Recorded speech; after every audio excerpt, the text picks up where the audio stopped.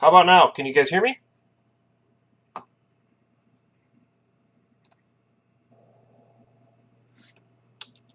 How about now? Can you guys hear me?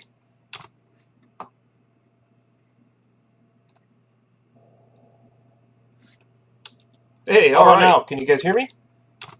Got the audio working.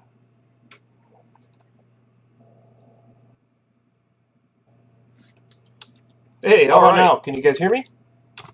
Got the audio working.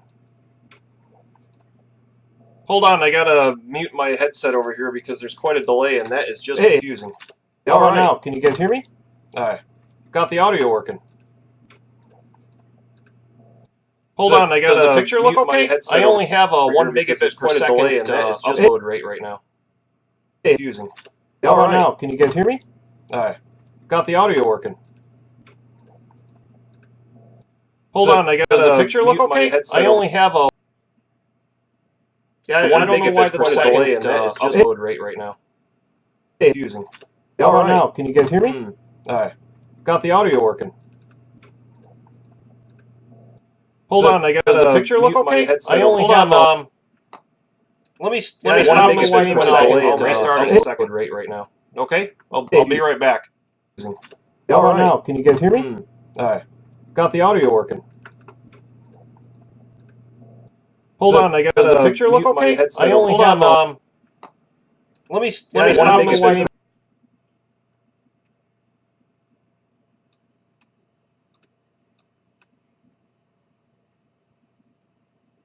Is that better?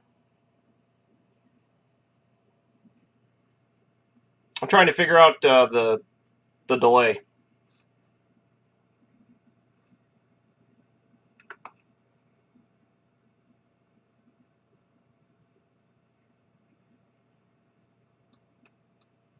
Yeah, I had the desktop audio and the mic audio turned on at the same time, so I think it was looping back on itself.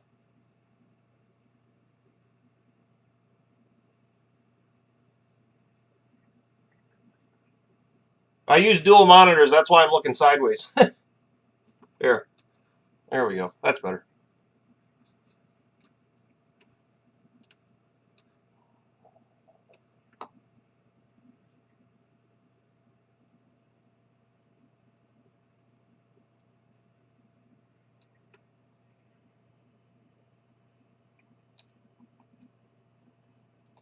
Man, I didn't think anybody would show up. I was just testing this out, and then it must have sent out a notice, huh?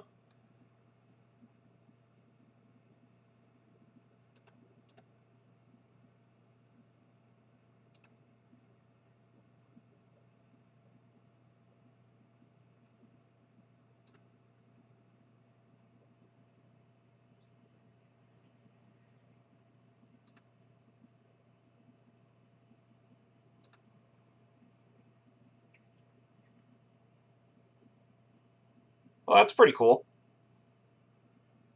Well, since everybody's here, do you guys want to talk about something? I don't have any desktop stream set up yet. I was just testing the webcam out.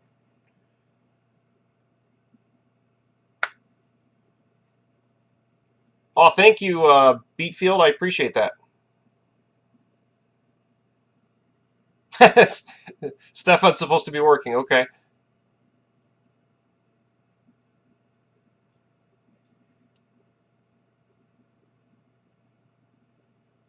Oh, that's pretty cool. Actually, one of the other YouTubers, Chris, what's his last name? I forgot his last name. Hold on, I'll look it up.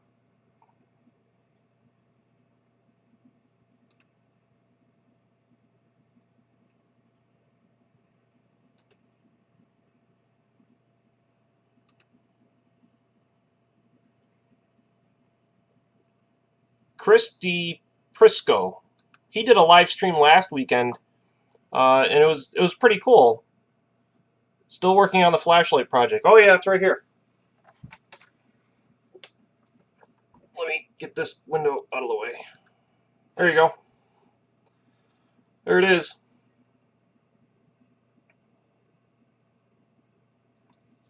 So yeah, we're still working on it.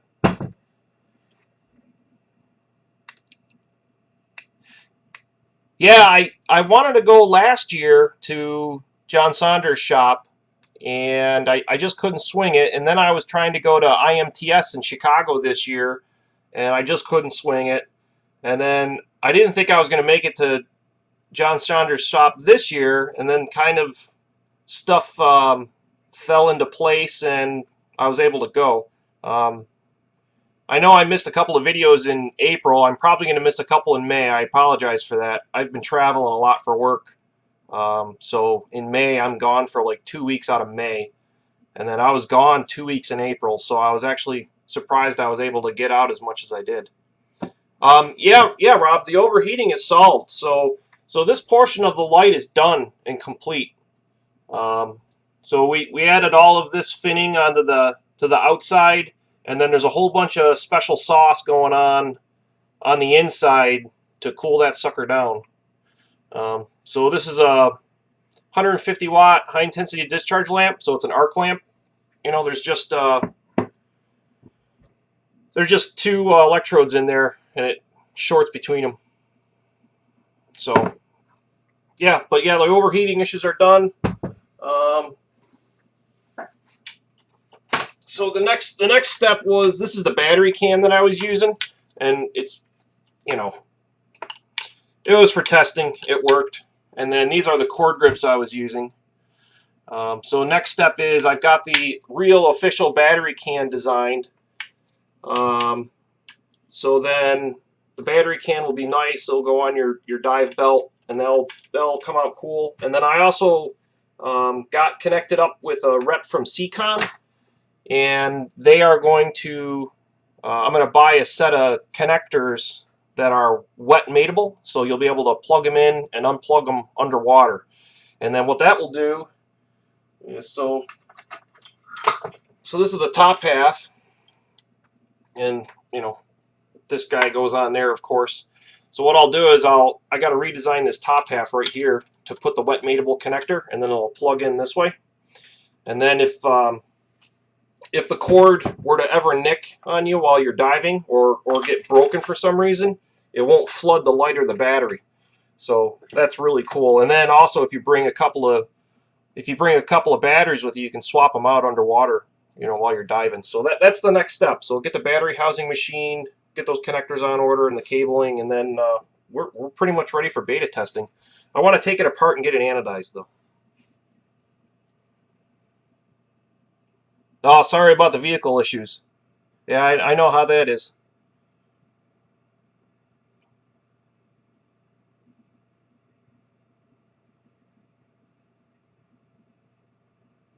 Yeah, it was neat watching Chris, you know, and watching him troubleshoot his machine. It was really cool. I watched him build the machine over the last year and a half. I watched John Saunders quite a bit too, and you know, so I've been watching John Saunders for probably about 5 or 6 years. So I've been working on this. Dive light for about 10 years now, and the reason why it's been 10 years is just the sheer amount of technical challenges we had. I don't know if I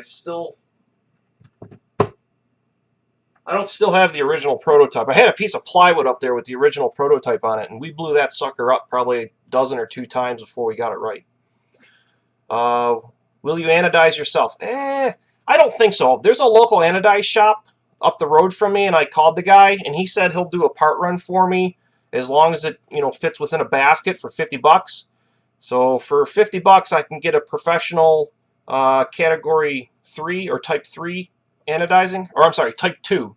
So type 2 is kind of a medium anodize. Type 3 is a hard coat anodize.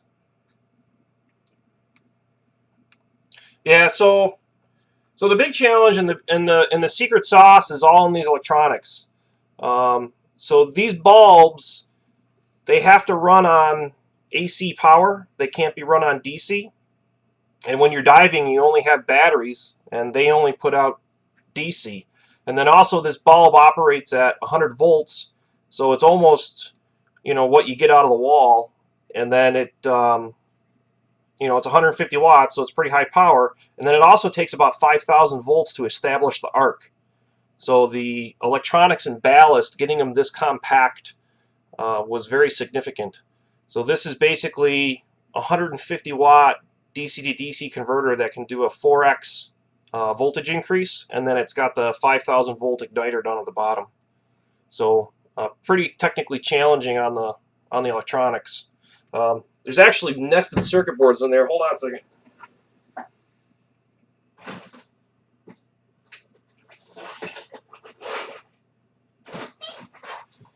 So here's one of the prototype circuit boards that I used for prototyping.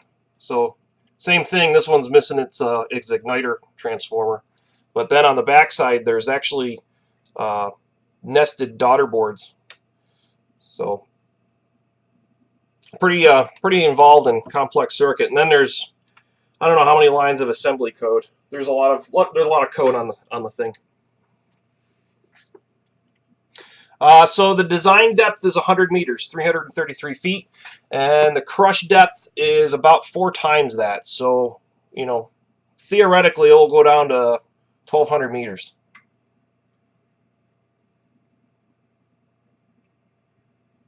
Oh, yeah, sure. I'll share his channel. Hold on one second. Let me look it up again.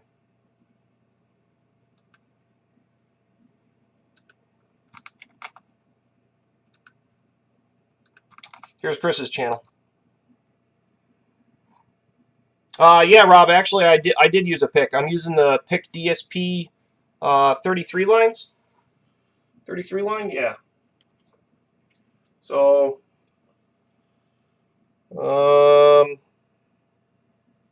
so this board's actually about 3 revs old. I actually upgraded to a different PIC, different PIC chip that has more pins on it.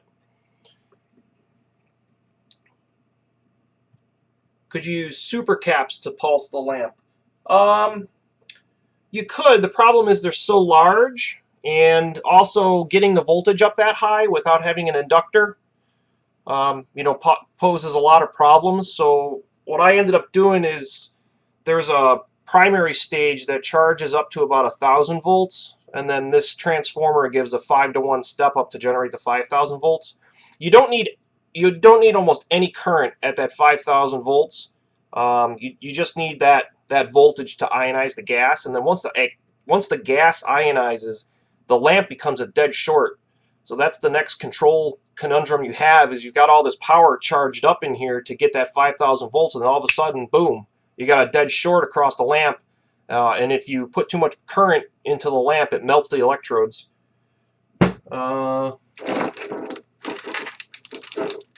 My desk is kind of a mess. Here's what happens to the lamp when you don't limit the current correctly. So see how it kind of mushroomed? That was on the verge of exploding. So, and I believe they run at like 900 degrees centigrade. What's your day job? So my day job is actually kind of complicated. My official title is a systems architect, and I work in the aerospace industry, and I do test, measurement, R&D systems for military aircraft, commercial aircraft, satellites, stuff like that. Yeah, DSPIC 33. Have you seen Ben Heck's channel? Yeah, I have. Geez, do you have a place to dump the excess current in the nick of time? So that's been the conundrum that I have. So this is the main filter cap from the boost buck converter. So there's quite a bit of energy stored up in here. So this is pretty much what goes through the bulb as it ignites. And this cap is just small enough where when the bulb shorts, it doesn't supply too much current where it will damage the electrodes on the initial impulse of power. And then this converter is what they call a buck boost, so it can both raise the voltage of the battery and also decrease it.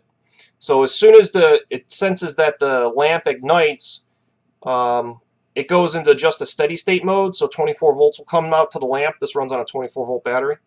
And then within about 10 milliseconds, it will throttle the current down with the buck converter to limit the current to the bulb to about 2 amps.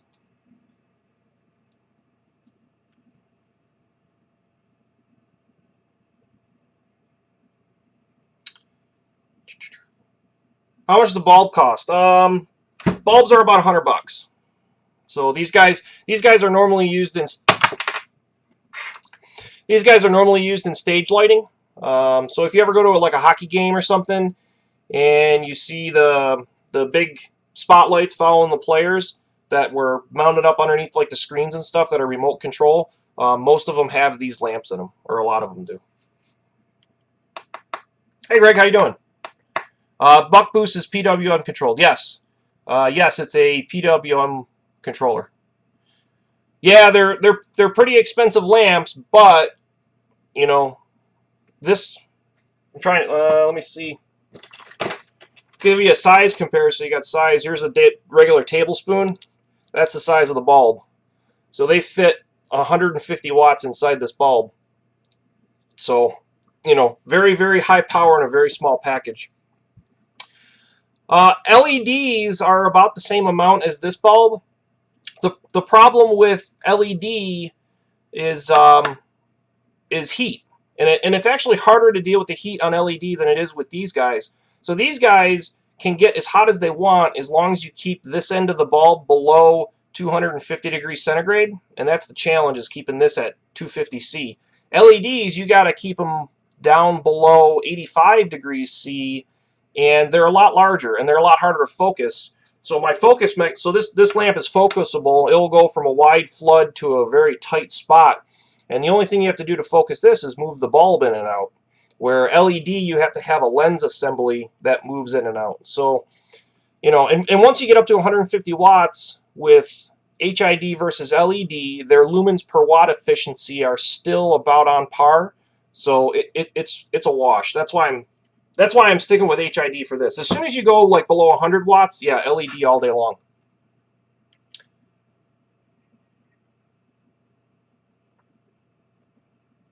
So when I started it 10 years ago, LEDs didn't exist for 150 watts. So, you know, that's why we went HID, and I just haven't had a reason to switch yet.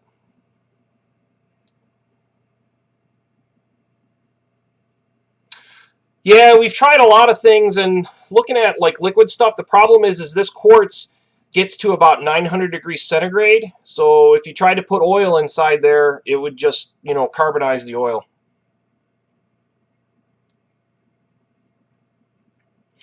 Yeah, you need to bond the LED to a heatsink, but it's actually a lot harder problem than it first appears.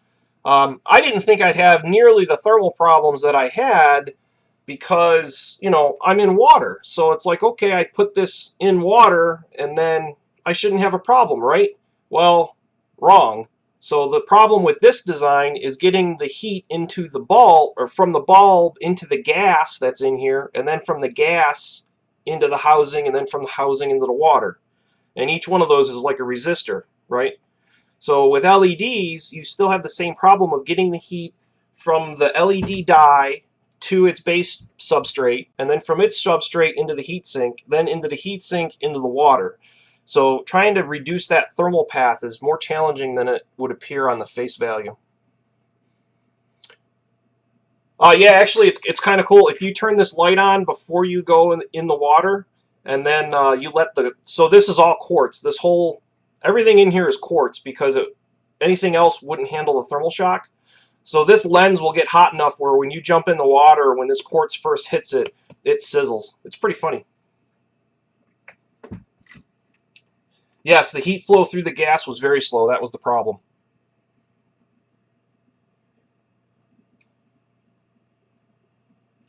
Yeah, but even if you fill in the gaps of air, you still have air. So, you know, and air is not a good conductor. What degrees do I hold? Oh, I don't know if I want to let that one out of the bag. That one's a secret.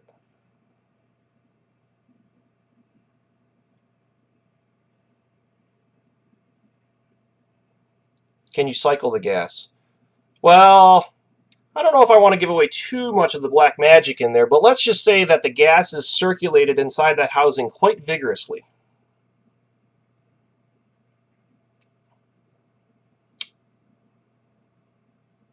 Ninja skills degree of fine arts. Do I know good riflesmiths? Well, there's a guy named Rob that I know that's a pretty good riflesmith.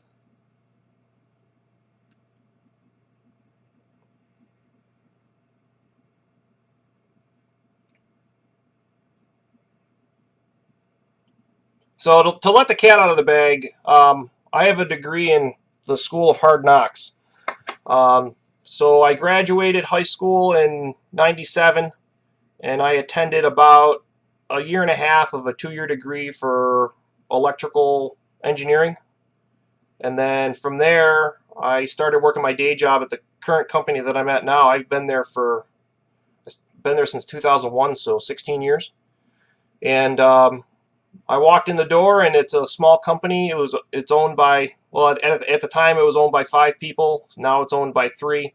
You know, the owners have been slowly retiring, so now we're down to 3.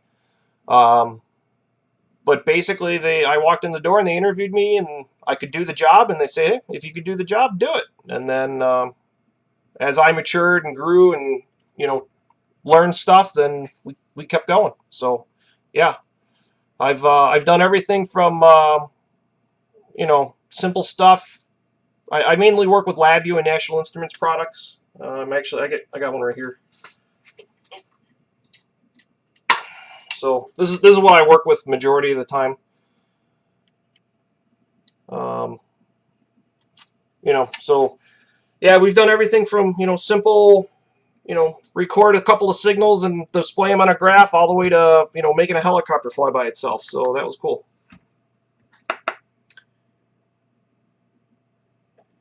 Yeah, I do. It's not going to be cheap. You're going to choke. So estimated retail price is going to be $6,000. So yeah, not cheap. But there's only one other light on the market that's even close to that, and it's more expensive than that. So I'm a little cheaper, and I'm a heck of a lot better. So the competition, their battery and ballast housing is about the size of a scuba tank. So it's 28 inches long, and I think it's 6 inches in diameter. So this is about 9 inches long, and it's 4 inches in diameter. And then the battery pack ended up being about 10 inches. It's a 10-inch box by 2 inches thick by 4 inches wide. Any plans for future videos and projects? Yeah, I'm actually going to click the release button tonight on a video where I got an email from a viewer that was really cool. So I read that email, and then I kind of go over what the next year holds. So yeah, got some machining projects to do. I had a customer that let me film machining one of his parts, so that was pretty cool. So I got that, raw footage. I just got to edit it. And then I want to try to sell, I'm sorry, I'm reading and talking at the same time. I want to try to move over from the mechanical side of CNC machines into the electrical side, and try to round out, all of the educational parts of the channel.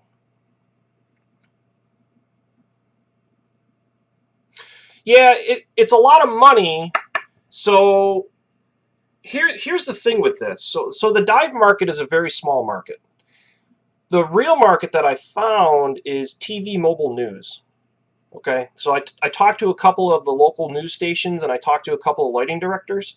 And the problem that they have is when they do a news shoot at 6 or 7 o'clock at night, and the sun is low on the horizon, it has a lot of red to it. Sunsets are red. So it makes the picture real red, and they have trouble with the white balance. So what they have to do now is a lot of them use a light called a jitterbug. You could Google them, and basically it's the exact same bulb. It's 150 watt HID or a 200 watt HMI, and they use that, but it's generated power. So if they're not near the news truck, they can't use them, and they get washed out with red. So they were very interested in this because this is mobile. It has an hour burn time on the battery pack, so it will more than cover a standard news shoot. And then it's powerful enough to wash out all the red in the sunlight. The biggest problem I have is I got it to work underwater, getting it to work and be sealed so that it's waterproof in the rain, that's another challenge. So we're going to try to get that challenge done.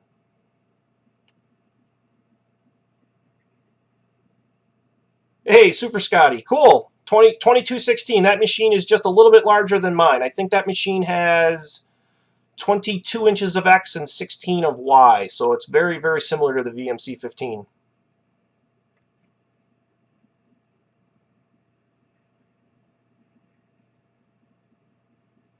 Oh yeah. So well, the bigger problem with this lamp is these bulbs put out a lot of ultraviolet. So when I actually got this lamp to work and I was first playing with it, I got sunburned, like really bad, like oh my god, bad sunburn. So that put me back like a whole year on trying to figure out how to deal with the ultraviolet output of this lamp, and because I don't want anybody getting hurt with a product, that would be really bad. So if you look, I don't know if you can see it. So see that extra piece of glass in there? It looks like a test tube. That's a very special designed ultraviolet filter that's made out of 100% quartz. And that sucker will glow bright red while this thing's running, and it absorbs 99.9% of the UV. So that's how I solved that problem. But yeah, it still puts out a lot of IR. If you put your hand in front of it, you can't hold it there for more than 10 seconds. Yes, a news crew will have heat issues that I won't have underwater. Right now, we've got the runtime up to about 20 minutes not underwater. So we're working on trying to improve that. I'm trying to improve the external cooling. Basically, what happens is the housing gets so hot, it can't dissipate the heat inside anymore. So we're working on that.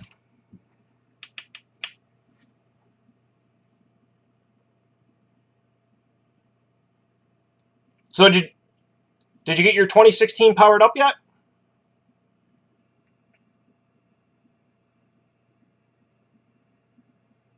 Oh yeah, yeah. This night vision is gone. As soon as you flip this thing on, your night vision is toast.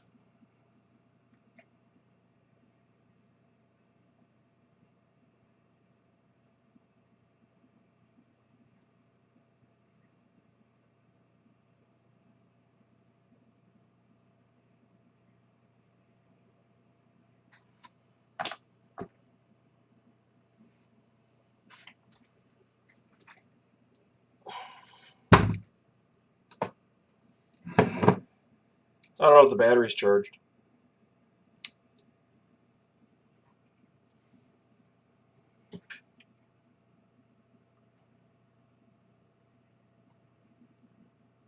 Oh, the mainboard battery died? Yeah. Be careful. You're going to have to reload all of the set P values in the set P screen. Let me see if the battery's charged. It's about a 50% charge. Here you go. You want a demonstration? It takes about a minute for it to warm up. Here, I'll let you watch it start. Ready? You'll get blinded.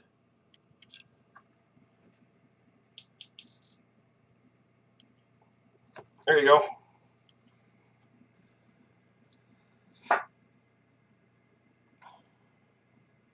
I put a indicator in the back here that tells you the charge level of the battery, and then it gives you feedback.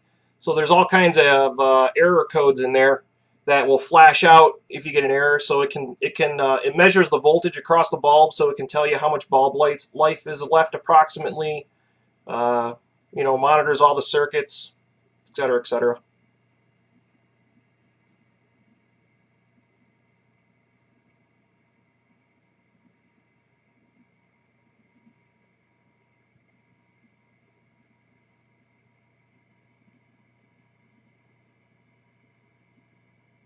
Oh, cool! You already got your 2016 running. Nice. Yes, it does self-diagnose, so it will tell you if any part of the drive circuit's wrong. So the buck converter, the boost converter, the full wave rectifier, it runs through a whole diagnostic. It takes about 10 seconds for it to do all its diagnostic checks. So you can see how bright that is. It's just blowing the webcam right out.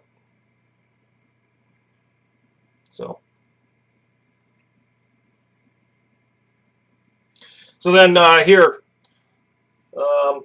So that's about full intensity. I'll turn it off. You can see the glow back. There you go.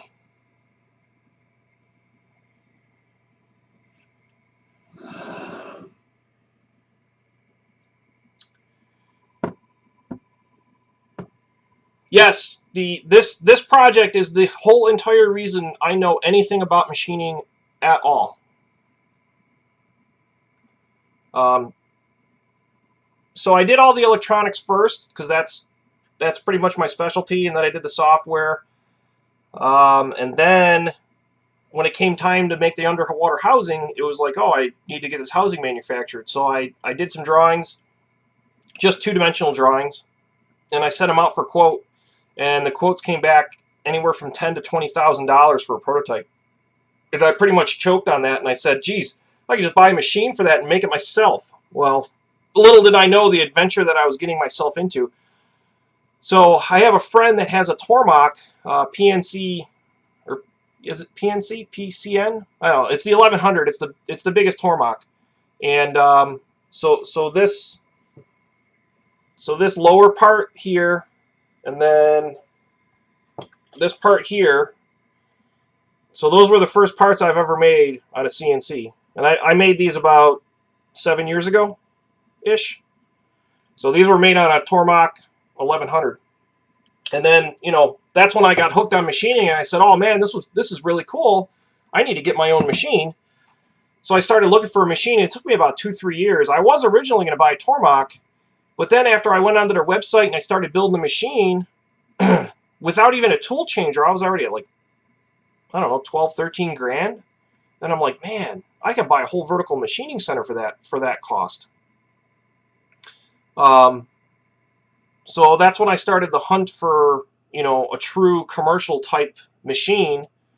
And then my boss's best friend actually is a machine dealer. He used to machine deal for Haas. He went to a different company now. And then he had a friend that bought all of the old machines that he took on trade-in. So it was a friend of a friend of a friend, and that's where I got the machine. And I wouldn't say I got screwed on it, but it was definitely misrepresented. So there you go. There's a quick demonstration. Here's the battery pack. 20 D cells, nickel metal hydride. And before you ask, the reason why we're not using lithium ion is this is a 240 watt-hour battery, and if you made a lithium ion battery that large, you would not be able to put it on an airplane. So that's why, you know, we went with nickel metal hydride.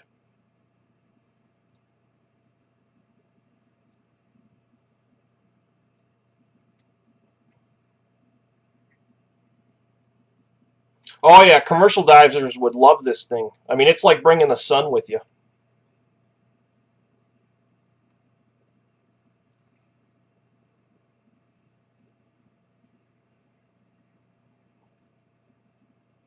Hey, Concept to Creations. Do you still have the 100 subscriber play button?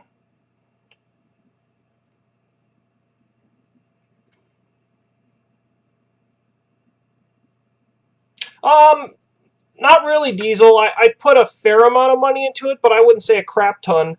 I think I'm around 15 grand now. So I bought the machine for 9, and then I renegotiated after I found it, and I sent pictures to the guy of how screwed up it was, and you know, he offered to give me a grand back, so that was really nice of him. So I got it for 8, and then the linear rails were, so the X linear rails had to be replaced instantly because those were so shot, you know, it was the machine was unusable. So those were about 1,000. So that was the X linear rails, and then I did like tool changer, tool clips for the tool retention. Cleaned it up a lot. I did a lot of like replacing some screws and stuff that were stripped out. You know, a lot of cleaning, but the single phase conversion wasn't that bad. I used surplus parts for that. So hey, Peter. So the surplus parts for the single phase conversion, that was about $100–150. So I didn't spend a lot of money there. So the biggest items that I spent on were the X slides, the Z screw, and then I just had the spindle motor replaced. And you guys are gonna laugh when you watch the spindle motor video. I'll let the cat out of the bag. I actually slipped with the spindle motor and kind of dropped it on the Z head. It wasn't good. Cool. I enjoyed making that 100 subscriber play button. The 1,000 subscriber play button was really cool. I don't know what I'm going to do for 10,000. Xtron. I've never heard of Xtron. No, all of the repairs I've done on the machine are all brand new. So I bought Thompson linear rails, and then I used the Steinmeier screw, which you saw in the ball screw replacement video. Wow, $11K for a 4020. That's a pretty good price for a 4020.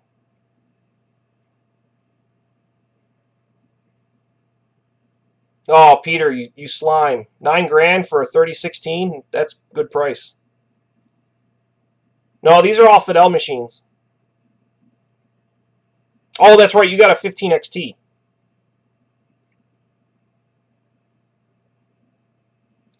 Yeah, I just didn't want a phase converter. I don't know. I'm kind of a stickler. I didn't want to have another motor spinning in my garage, and it was really easy to convert the Fidel to single phase, and it only limits me to 7 horsepower.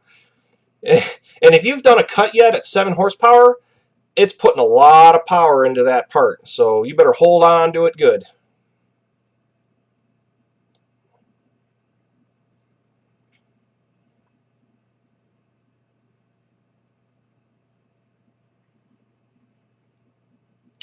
Yeah, if you try to buy a Tormach 1100 with a tool changer, you're up around 20 grand. They're expensive.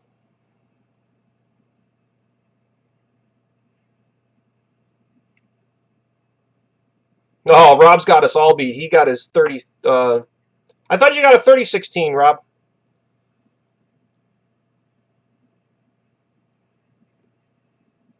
I don't know if I did the single phase conversion video, did I? I may not have. Yeah, I've thrown some parts already. You can throw them pretty hard against the side of that cabinet.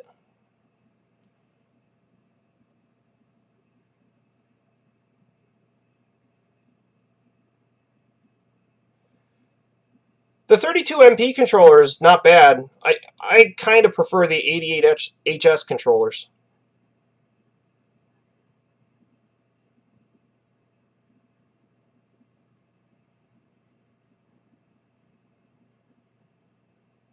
Oh, I'm not on EE either, Peter.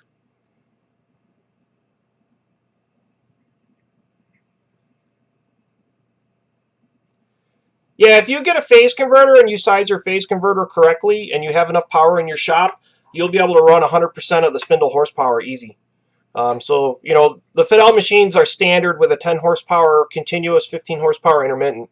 The reason why you have to derate the spindle if you convert it to single phase is because too much power starts going through the bridge rectifier in the main inverter drive for the spindle, and you'll burn out the bridge rectifier, and then you get too much ripple current in the capacitors. Yeah, all of the Fidel CNC machines have variable frequency drives. So if you know how a variable frequency drive works, the first thing it does is it takes the incoming AC power and converts it to DC voltage, and then it stores it in a capacitor bank, and then from there it takes the DC voltage and turns it back to AC. So that's why you can run a 3-phase variable frequency drive on single-phase power without really any modifications. You just got to be careful you don't overload the bridge rectifier in the front end of it.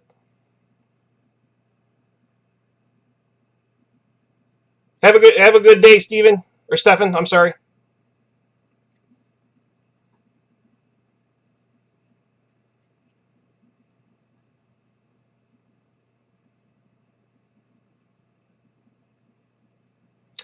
Yeah, so the Fidel for the spindle drive has a full-fledged Baldor variable frequency drive for the spindle motor. For the Axis drives, it's got it has cards and a control cabinet. Mine is actually a DC machine. It uses DC motors for the Axis drives. My machine was the last year for DC motors. Anything 95 and newer will come with AC drives, which are a little bit better.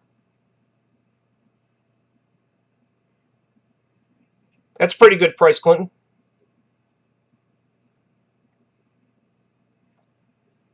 Oh, you got a brand new VFD. Nice. Yeah, the Beldor drives, you got to watch them. They can be kind of finicky sometimes.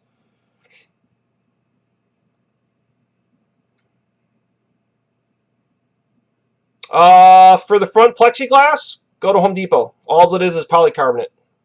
And don't think for a minute if that tool flies out of the spindle, that plexiglass is going to do anything to stop it. All it's there is to keep you dry from the coolant.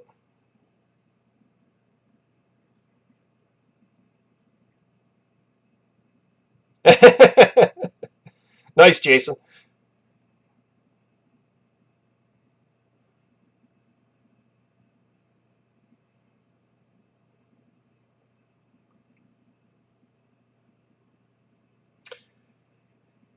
Could I please do a video of a start to finish simple part on the Fidel?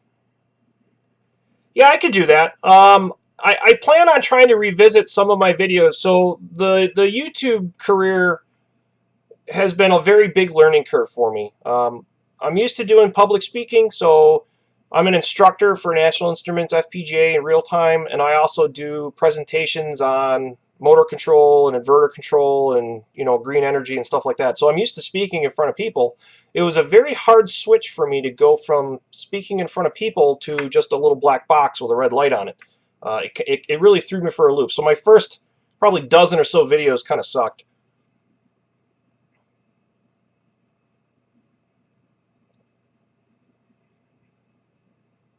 Yeah, 100 amps, 30 horsepower, that sounds about right if you want to run a Fidel on a single-phase service at full tilt.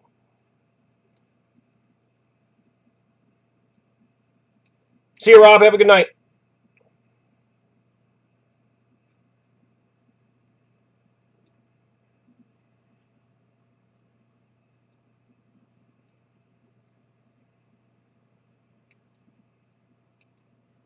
Oh, really? That's weird, Diesel. Luke, when I got my machine, the door switch was disabled. So, yeah, it made you feel real safe.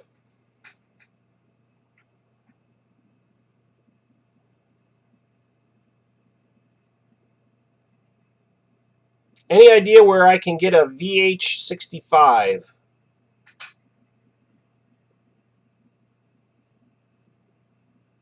Oh, really? Which video did you share in the classroom?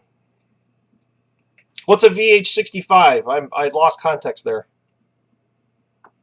No, Luke, I hooked my door switch back up. My door switch is operational. If OSHA comes and visits me, everything, all the safety systems on my machine are working correctly. The door switch actually responds faster turning the machine off than hitting the cycle stop button.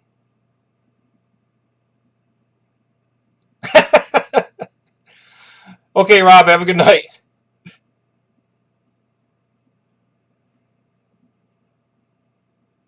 Yeah, I want to get a fourth axis as well. I have the iron for it, but it doesn't have a motor on it, so I have to try to find a motor and a resolver.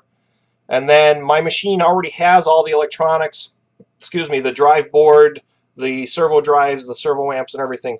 So if I can get the motor, you'll see a fourth axis video shortly. But I'm kind of low on the priority list right now. I'm trying to get a probe going.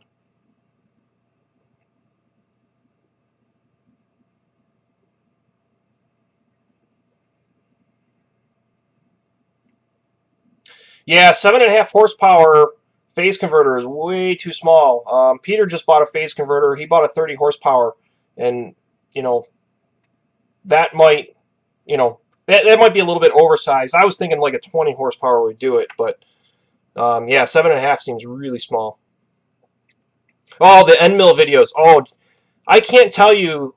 I had so many people asking me to make those videos, and I was so basically afraid to make those because there's so much black magic into it, and even I don't know it all. Okay, I'll be perfectly straightforward with you. I was really afraid that you know, I would get some haters on that one, but they were really well received. So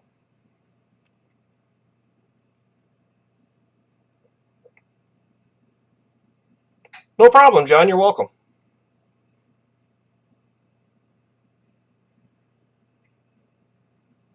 Thanks, G.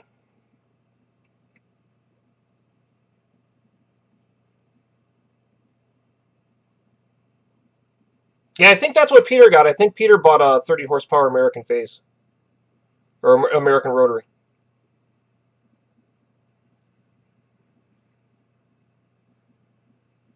Ooh, no. Yeah, I want to do a probe video. I don't have a probe yet. I'm working on it. I think my spindle bearings might be okay.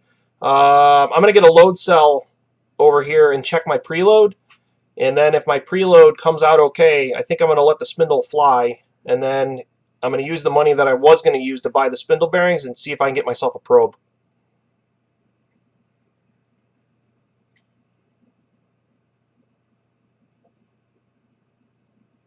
That's a pretty good price.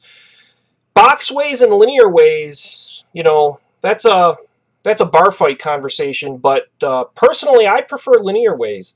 Yes, they're not as rigid, but they're much easier to repair. And when you do repair them, it's like a brand new machine. So, you know, within a couple of days, you could replace all the linear rails in a machine, and it would be back to factory specs, brand new.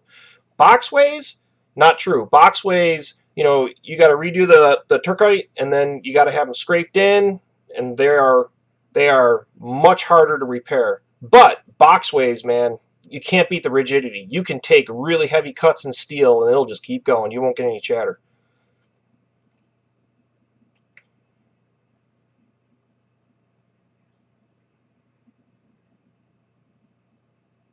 No, boxways don't unbolt, that's for sure.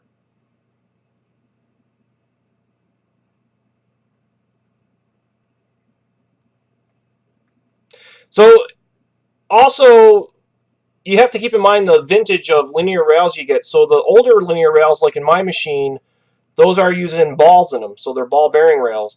The newer rails that you're seeing on the Mazaks and Akumas, so all the newer Mazaks, they're all going linears, but they're using barrel rollers, so you get a lot more contact area on the rail than with a ball. So that's how they're getting up, getting the rigidity back up.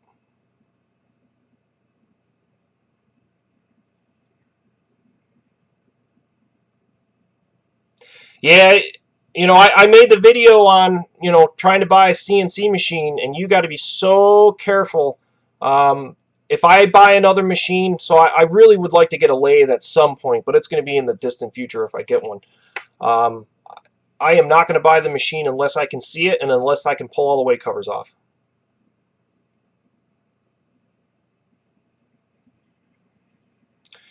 That's correct. So boxways, the method that boxways work is that by having that oil on there and having it scraped in just right, it'll actually float on that oil and you don't get any metal to metal contact. I'd rather marry a lawyer than a machine broker. Wow, that is saying something.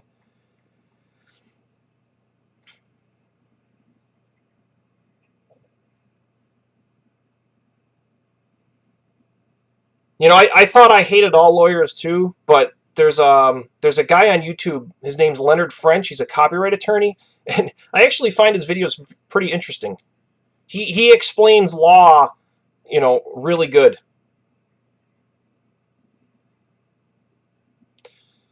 Yeah, having a machine under power is a big one. Yeah, if the seller refuses to power up that machine, walk away. Especially on the older machines, because I think I've mentioned it in a lot of the videos before. The older machines, the electronics are the weak point, and they're very hard to replace if you get you know, bum electronics.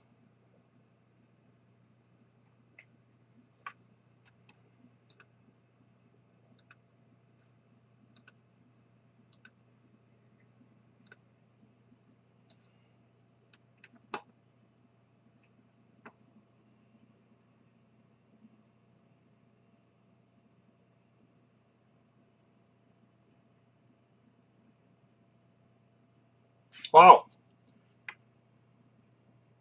there was 19 people in this stream at one point.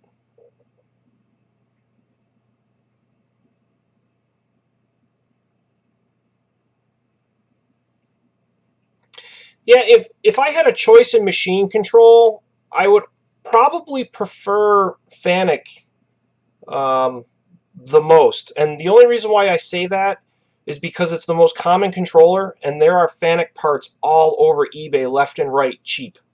So if I had my choice on a controller on a machine, it would be FANUC.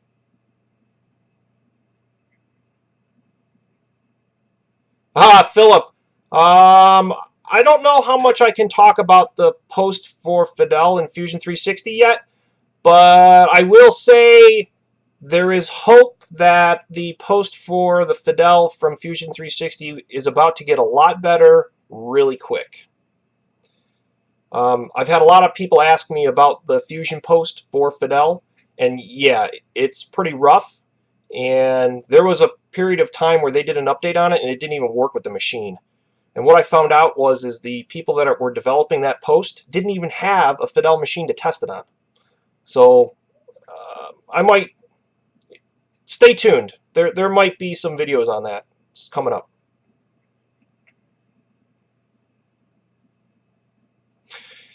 Yeah, so my machine only has 44K of memory. I DNC everything. So that's why I went through all that effort of basically putting one of these bad boys inside the machine cabinet. So these modules are removable on these. So I basically just have an empty chassis. It just has this controller, serial port, Ethernet port, does everything.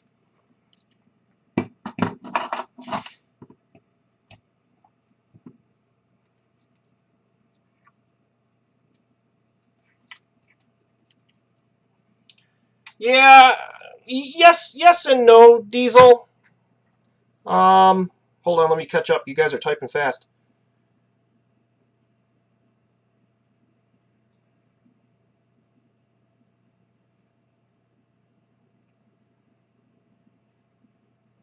Oh no. Here. Hold on. So what this is what I use in my day job. So what this is it's called an embedded controller. And basically, there's just a microprocessor and a FPGA in it. You know, just basically computer processors in it. But it doesn't run Windows. It runs an embedded operating system that's very robust, and it's time sensitive, so that you can do control apps. So what I was able to do with this is be able to stream the DNC and drip feed the machine through this rather than a PC. And this will never crash. So, personal computer, you have the risk of Windows crashing or an interrupt or, something stupid happening during your DNC and then your cutter stops in your part. With that, it will never stop. And I've never, ever had a problem with DNCing any of my files. And I've DNC'd 30, 40 megabyte files down to it. Yeah, so this is doing the exact same thing that CalMotion does, except it just does it a little better.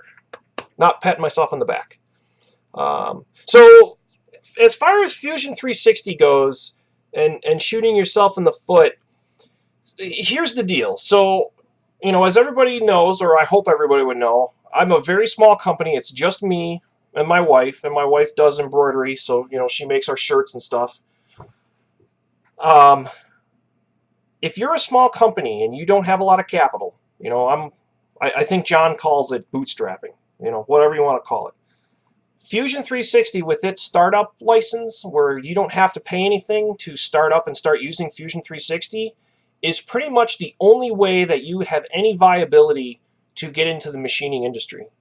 Because if you look at SolidWorks or even Autodesk Inventor or any of the other Unigraphics, or what do they call it now? It's not Unigraphics anymore. It's owned by Siemens. Maybe it is Unigraphics still. No, it's not. I can't remember. In any event, all of those software packages, you're looking at $10,000 just for the CAD part, and you're looking at least another $10,000 for the CAM part. So you got 20 grand of capital that you have to foot up front. So that's a huge amount of capital. Yeah, Siemens NX. Thank you, Concepts. So you have a huge amount of capital to foot forward before you can even start, right? So with Fusion 360, you have a fairly decent, I would call it decent, platform where if your company is making less than 100K a year, I'm nowhere near 100K a year, it's no cost to you. And then if you are over 100K a year for the ultimate package, it's only like 1,500 bucks a year. So, you know, it avoids you from having that initial huge capital expense. And that's where Fusion comes in. Now, what Autodesk does with it, I hope they don't screw it up, but man, you really can't beat it. And I've tried tons and tons of cam packages. I tried Bobcam. I had the discs over here. I've tried Bobcam. I've tried Dolphin. You know, I tried a lot of them, and none of them come nowhere near the cam capabilities that Fusion has. Yes, it has a lot of holes in it, and yes, it's very frustrating, and yes, some of the toolpaths don't freaking work, and yes, I want to punch my monitor sometimes. But when it all comes down to it, you can get the job done. I haven't had a job yet that I could not machine. Yeah, Diesel, get the CalMotion. You probably don't want one of these because one of these costs like $2 or $3 grand. I just had an old one laying on the shelf. That's why I used it.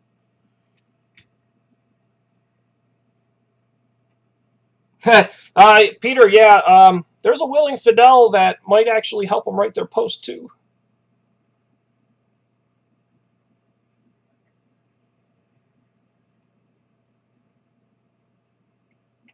Correct, Clinton. The Fanuc parts are a lot easier to find than any of the rest of them. Yeah, Mastercam 2,500 or 2,500 bucks for Mastercam and $300 yearly maintenance. That's pretty good. That's not bad. I didn't think Mastercam was a CAD environment though. I thought you could only do camming with Mastercam.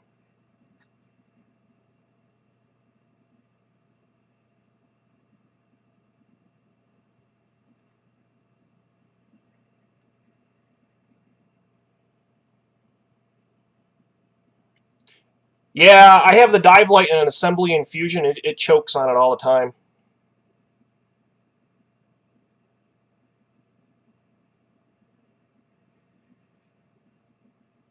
Highland DNC, is that a embedded controller or is that software that runs on the computer?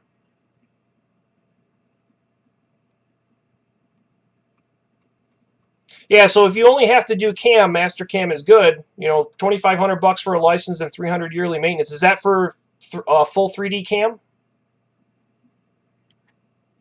Holy cow, you're right. 23. Wow. I'm drawing a crowd. I can't believe that. I just tried.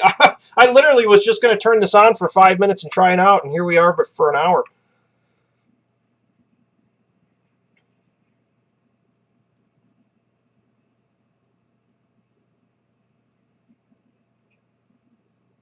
Okay, I have never used Mastercam. Somebody sent me an email asking me if I could modify a post for Mastercam, and I looked at their posts, and it was ugly. I really like Fusion and HSM, how they did their posts, because they're all JavaScript, so they just kind of make sense to an existing programmer.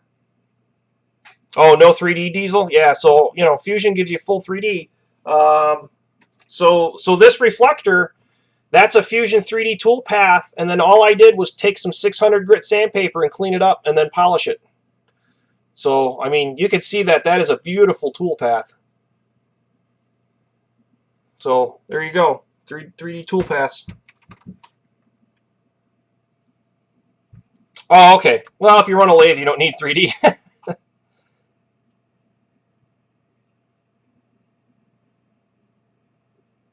Yeah, Mastercam posts were scary. I looked at them a little bit and I was like, oh, this makes my head hurt. It would take me a lot of time to learn it.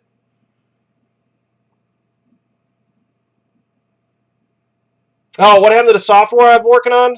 Basically time. I just don't have enough time. So this last month, you came in a little bit late, Concepts. So this last month was really rough. I was traveling for 2 weeks in April, and then I had 3 jobs coming to the shop. And normally I only do like 1 or 2 jobs a month, and I had 3 jobs coming in 1 week, and they were all rush. So, you know, I was out in the shop till 2 a.m., you know, making chips almost every night. And then, you know, just killing me. I have it done, though. So I sent it to 2 users, and one person has been running it nonstop, and he loves it. I don't know if I can add it. Hold on a second.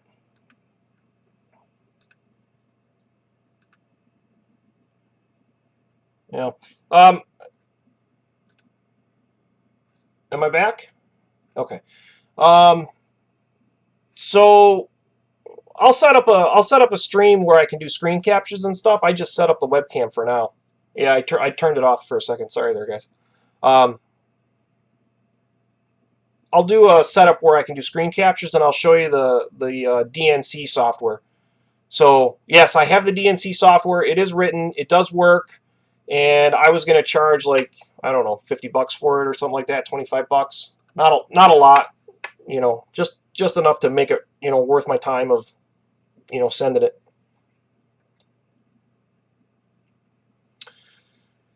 So is Fusion even handling fourth and fifth axis? Yes, Fusion handles 4 axes pretty well, and it does 2 types of 5 axes toolpaths. But again, you know, and this is my comment to Autodesk, and I don't know if they heard me.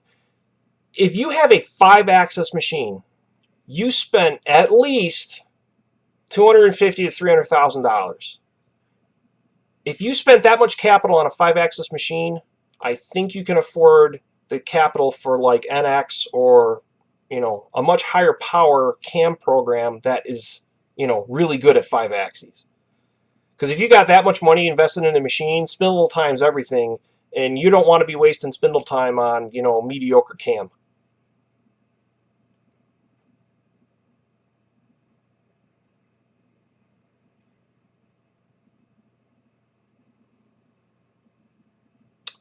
I have not, Diesel. I have not tried any other DNC devices. I just, you know, spun my own.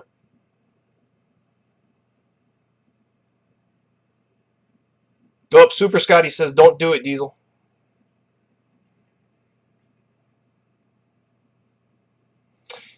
Yeah, there are 5-axis table mills now. You know, I don't know how well they work.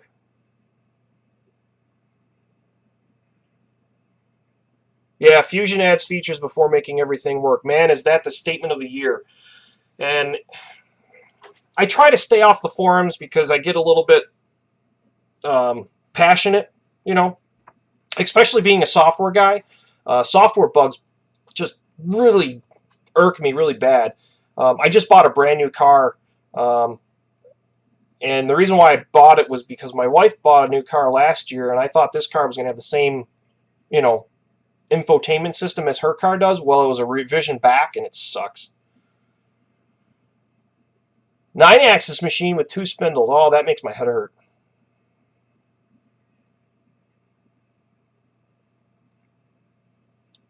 So I'm a contract employee.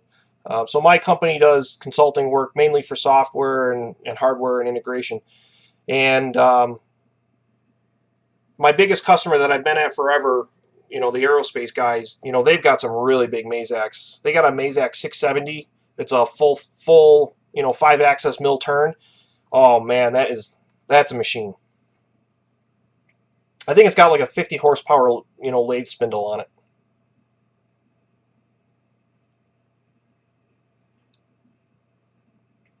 Yeah, you know, once you start getting into 5 axes, you almost have to use CAM. It's just about impossible for a human being to wrap their head around that many axes.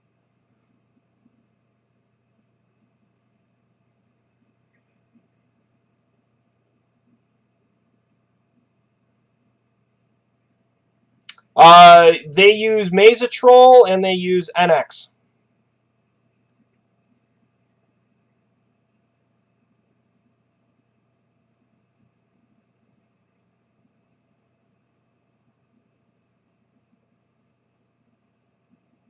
Yeah, these guys are milling really hard stuff. You know, 17.5, 15.4, titaniums. You know, stuff that most machinists don't want to touch. Do I dive in quarries? Yeah, there's a quarry up in Canada that we go to. Unfortunately, due to the legal system in New York State, there isn't a single quarry in New York State that will let you dive in it. But I live right on the border between U.S. and Canada, and we go up to Canada and dive in their quarries because, you know, Canadians are less sue happy.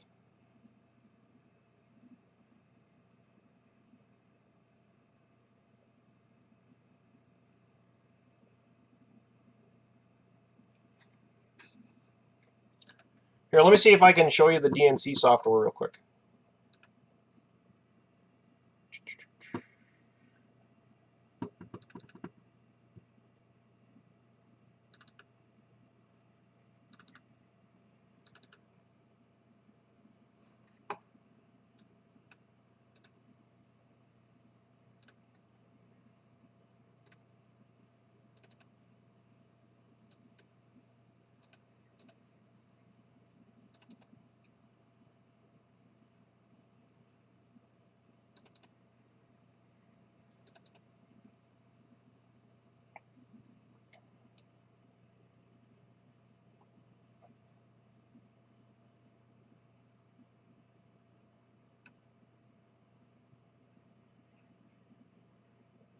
Oh, I can dive in any temperature, Super Scotty. I've got a dry suit with dry gloves. The only thing that gets wet is my head. I've been doing ice diving and everything. I didn't know about this boring bar bug. What's this boring bar bug you guys are talking about? I don't do any lathe work, so.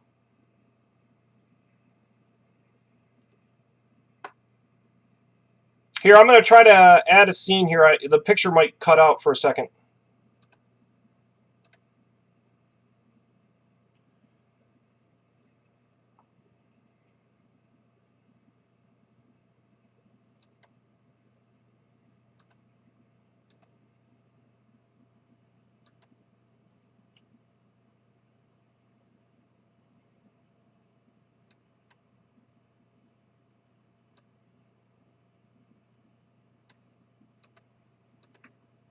There we go. So can you guys see that?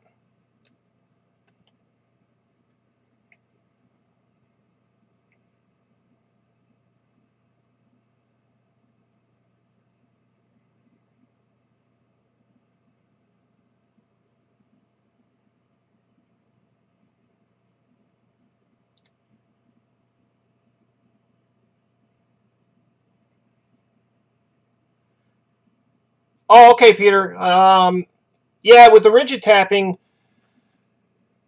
let me see if I can find some pictures for you real quick, and I'll see if I can get them up there. So any event, this is the DNC software I was working on. How does this look on the stream? Is it all blurry? Can you read it?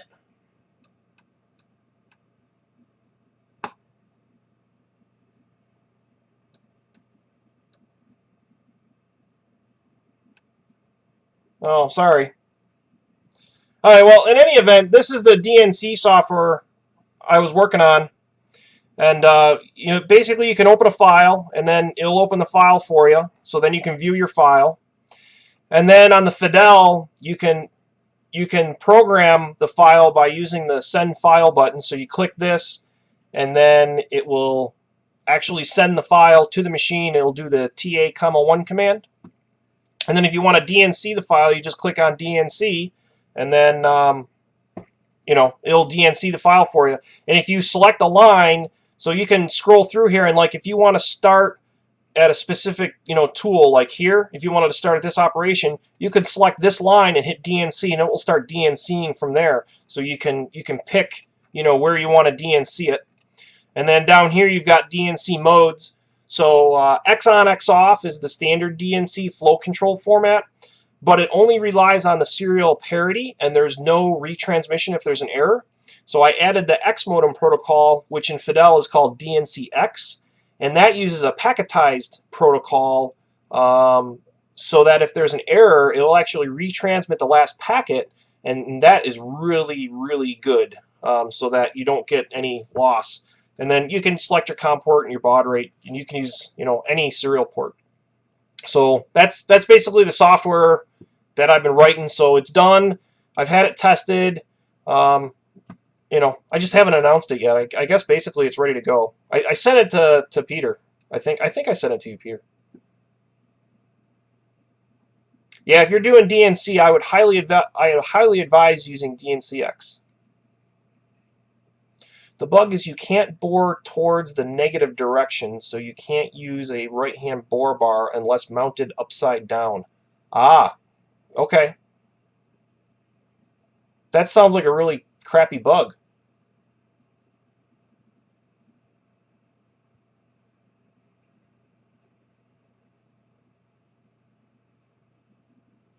Does that auto reset the DNC? Can you rephrase the question, please? I'm not sure I'm following that one.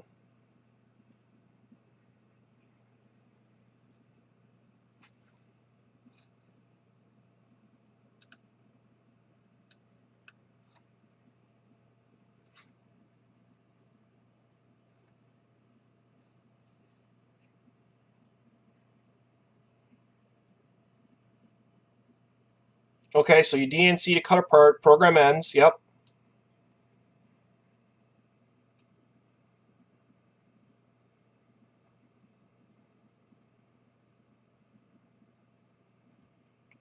Can I pull the part out and hit cycle start and run again? Not within its current version. So that's something I thought about doing. I just haven't tested it yet. I know how to do it, and I think I've got it figured out. I just haven't put it in the software yet. So basically what you do is at the end of the file, instead of sending well, the end of the actual file, not the subroutines.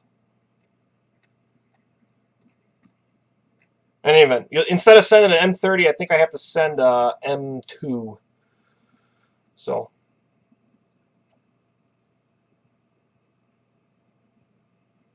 Hey, thanks for stopping by, Jason. Appreciate it. I think we're probably going to wrap up soon myself. I'm going to get something to drink and go to bed myself. I'm on Eastern Standard Time, so it's like 11:30. I'm going to turn into a pumpkin.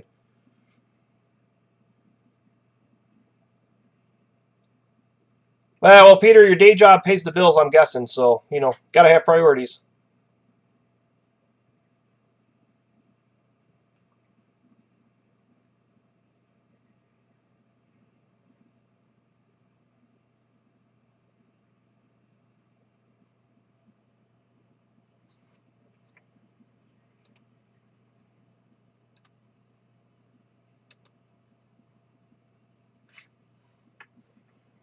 So the streaming thing's working out pretty good. Maybe maybe I'll set up like, you know, a stream like every other week or every month or something, and people can ask questions.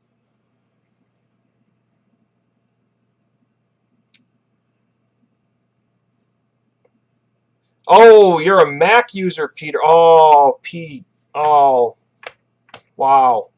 I'm sorry, man. Mac user. Ooh. I don't know what I can do about that, man. You may be beyond my help. I'm surprised your machine doesn't do DNC concepts. Almost every machine that I've ever looked at does DNC. Have a good night, Clinton. Thanks for stopping by. Appreciate it.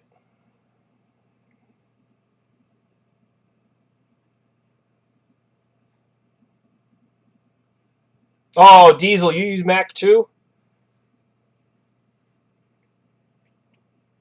Man, I would have never guessed you guys were Mac users. That's okay. Nobody's perfect. I'm just kidding. Use Google Hangout. You know, YouTube is the only thing that I have going right now. I am not a big social media person, and even YouTube, I did it more as a curiosity to see how it would go, and it kind of went good, so it's like, okay, I'll do this. But I don't have Facebook or Instagram or what are the other ones? I don't even know the names of the other ones. I am not a social media person.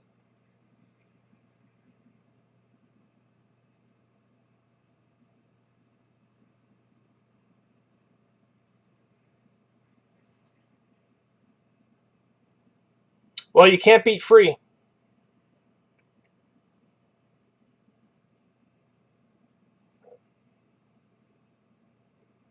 Yeah, my only complaint with Mac, I don't have anything against Apple. My only complaint with Macintosh is that you know, for the same price of hardware, you can get a PC that will outperform it by, you know, a factor of 5. Well, maybe not 5, but yeah, they're just way overpriced. So I think I did my PC build video not too long ago, the machine I just built that we're streaming on now, and I think I paid $1,200, and you know, man, it runs Fusion like a top. I couldn't believe the difference in Fusion between the new computer and my old machine.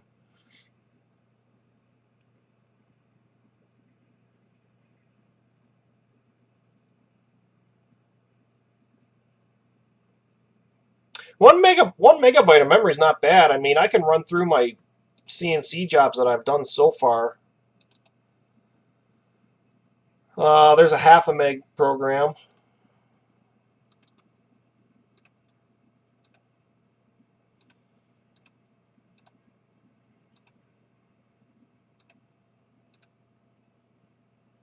I think the biggest program I've ever done was like a couple meg.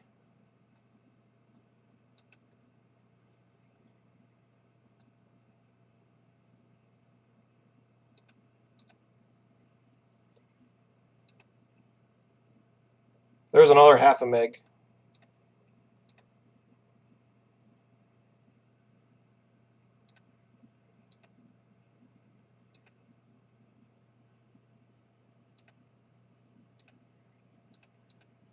Yeah, I mean, unless you're...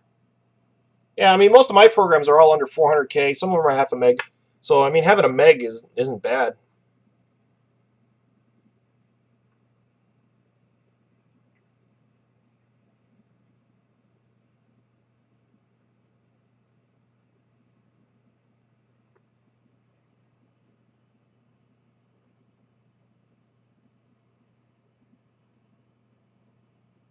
Sheetworks. I don't even know what Sheetworks is.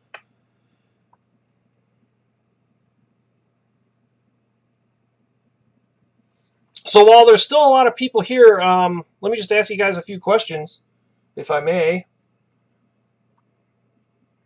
Yeah, there's still 15 people here. We had a peak of like 25, 24, 25. Wow, that was pretty cool.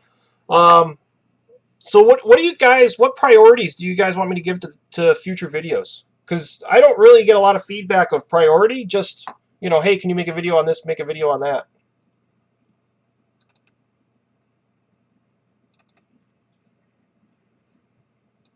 So right now, the video request that I have is... Oh, for sheet metal, okay. So the video list I've got, somebody wanted me to do a video on rotary broaching. I've never done rotary broaching. I thought it would be kind of cool to buy one and try it.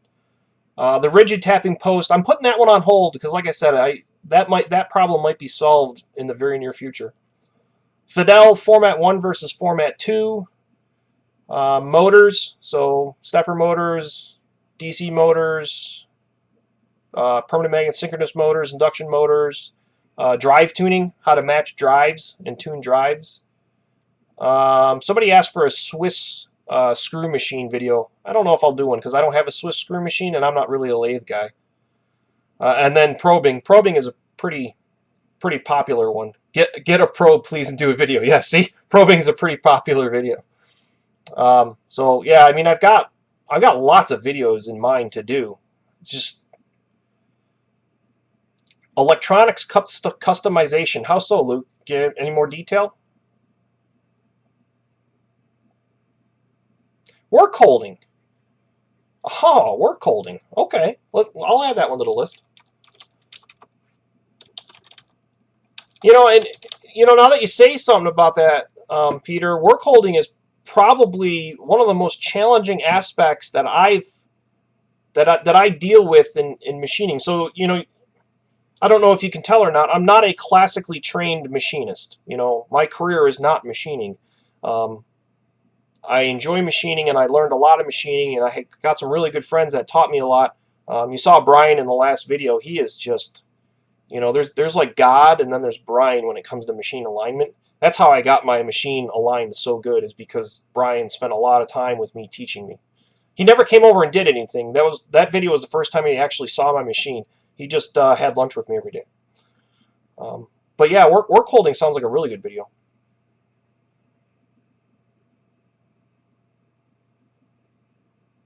So Peter, use Format 2. There, I just saved you watching a video.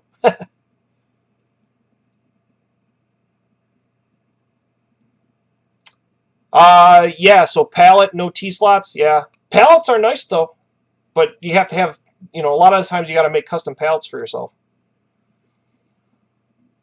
Yeah, there are M codes reserved for I/O, definitely, on almost every machine. You can actually, they're called 5B modules. If you open up the power cabinet, that's the cabinet on the back of the machine where the spindle drive is located. If you look at the very bottom of the cabinet, you'll see a circuit board in there with these pinholes and thin rectangle squares around them, and there'll be 3 holes and then 2 holes. Those are called 5B modules, and you can they're basically relay modules. You could add those modules in there and then get more relays out, and there's a whole bunch of M codes that you can use to turn those relays on and off. Type ABC FANUC was. I don't know either. Peter, will helped fund probe. I appreciate that.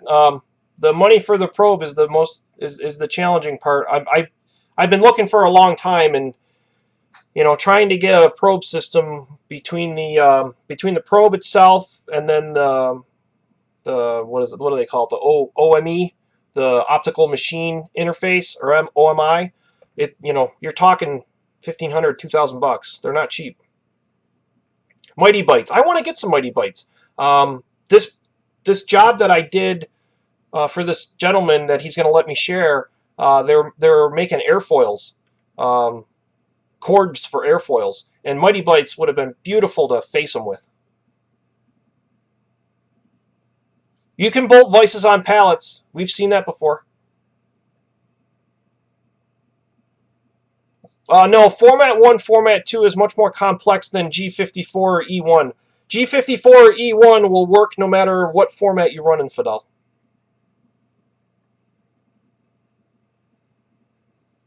Yeah, the Carve Smarts look pretty cool too. Yeah, definitely maybe make some videos on the more advanced work holding.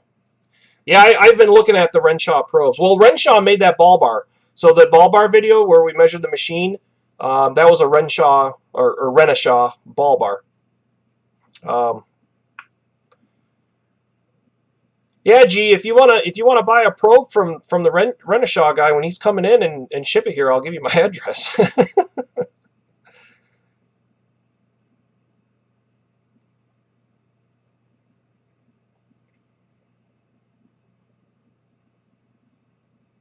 $3K for a probe? Yeah, you could get a probe for $3K, but you're probably talking $1,500 to $2,000 at least. Yeah, I've been watching eBay for a little bit now. I just made the decision that I really want to buy the probe, and my bank account will support it.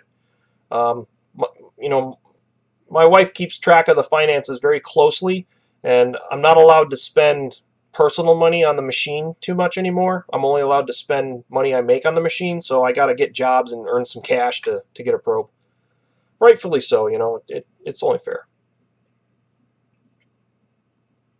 Oh, Peter, if you buy probes brand new from Renishaw, I think you're talking around 7-10 grand for latest greatest. They're not cheap. They're very expensive.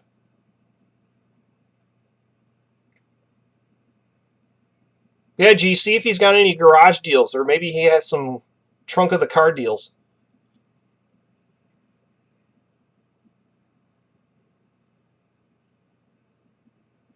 Yeah, if the battery on the main board dies, you have to redo everything in the set P. So when you buy a Fidel machine, the first thing you should do is go into set P and just take pictures of all the screens so you've got them as a record, just in case anything happens.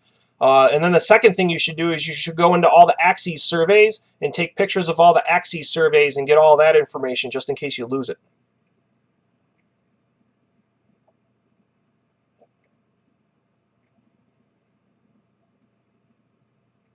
Yeah, I've got a pretty high-level MSC rep that lives right down the street from me, and he's pretty nice. He's always bringing in some demos and samples quite a bit.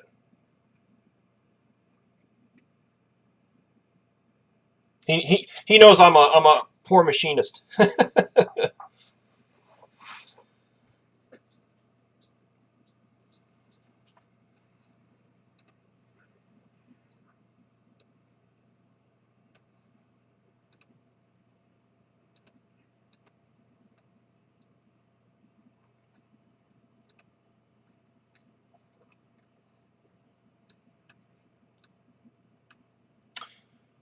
All right, well, I think I'm gonna wrap it up here. If anybody's got any other questions they want to ask me real quick, jump on now. I'll give it a couple of seconds because of the delay.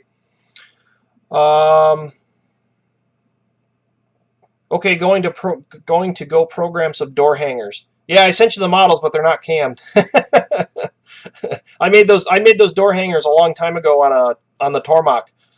It's funny, I used the Tormach to make machines or parts for my Fidel, and I cammed those by hand. So there you go. You can cam in Fusion and then send them back to me. Yeah, so I don't know when I'll be doing live streams. I've got to figure this out a little bit more. It looks like this worked pretty good. I'd like to maybe move this out to the garage, so maybe I'll try to do this in the shop. and maybe the next one I'll try out there and see how it works out there. This has been fun. You know, it's nice. It's interactive. You know, people get to ask direct questions, get answers right away. So this is pretty cool.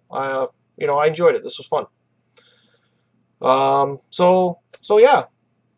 Thanks for stopping by in my test live stream. I think I literally called it test live stream, didn't I? Yeah, I called it test live stream. So, you know, thanks for showing up, and thanks for the chat. Yeah, did you get on Instagram yet? No Instagram. Only YouTube. Yeah, we'll see you in Ohio, Super Scotty, next weekend. It'll be fun. So you probably won't see any more live streams until after Saunders open house, and then, oh geez, you might not see a live stream until June, guys. I'm sorry, but I'm just thinking after the open house, I'm home for like 2 weeks, and then I'm gone for another 2 weeks, and I've got a presentation to write that I haven't even started yet. So, yeah.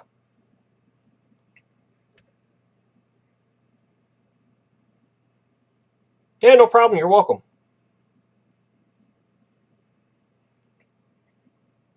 Thanks, G.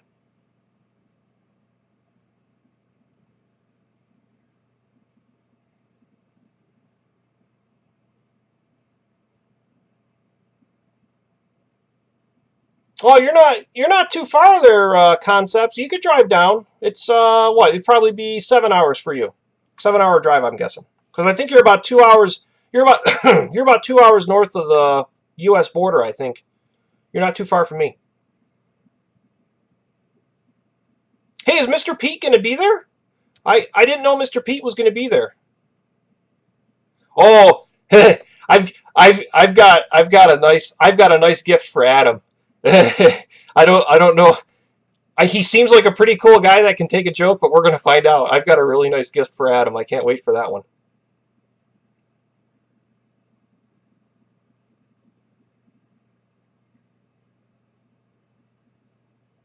Yeah, so hop in the car, Concepts, and come on down. What is that, like maybe tank and a half of gas? That's not too bad.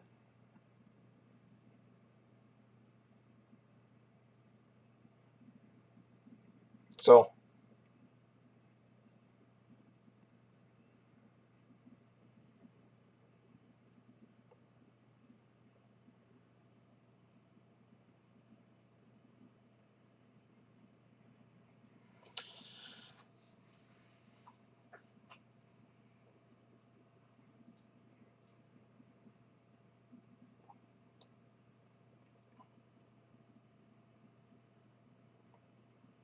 hey, I think Peter's flying in for it from Washington. So,